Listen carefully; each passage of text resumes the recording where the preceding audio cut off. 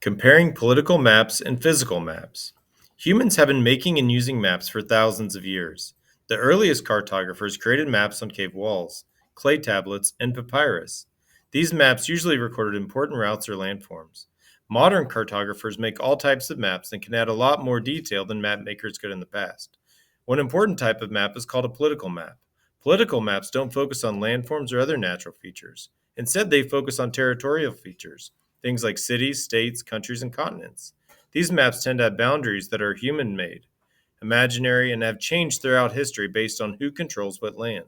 For example, when the United States bought Alaska from Russia in 1867, nothing physically changed about Alaska. It still had the same shape, size, and natural features. However, political maps would change to show that it was no longer a part of Russia. Cartographers of political maps often use similar symbols. Black lines or black dashes generally show where the boundary lines for states and countries are. Important cities are usually labeled next to a small black dot, while capital cities often are labeled next to a star. Not all maps are exactly the same.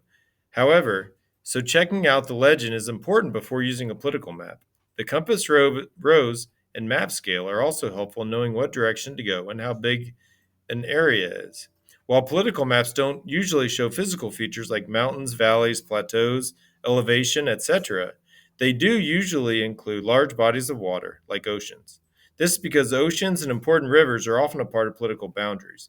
For instance, the Red River is the boundary that separates Texas and Oklahoma. Water like this is usually represented by a blue color on political maps. Without political maps, it would be very difficult to travel to new places.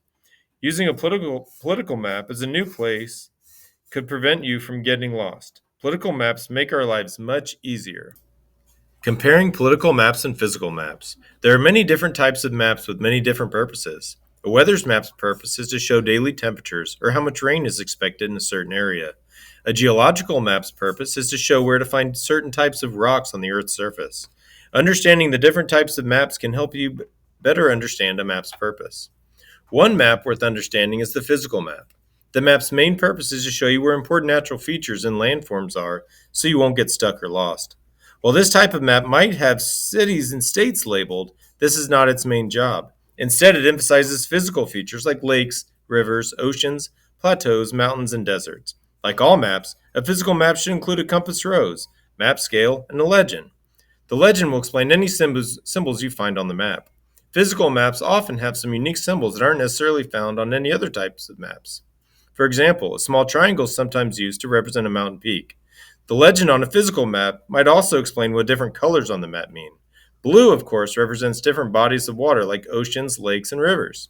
For land, physical maps usually use earthy colors like greens and browns to represent different elevations, how high above sea level land is. Different shades of green often represent lower elevations, while browns usually represent higher elevations. Since physical maps focus on natural characteristics, who owns the land is not really important. For example, consider the Louisiana Purchase. When the United States bought this land from France in 1803, the U.S. nearly doubled in size. Maps had to change to show what the U.S. now owned new land, but physical maps could stay the same. The land changed ownership, but none of the natural features of this area changed. If you'd like to create physical maps, consider becoming a cartographer or a map maker.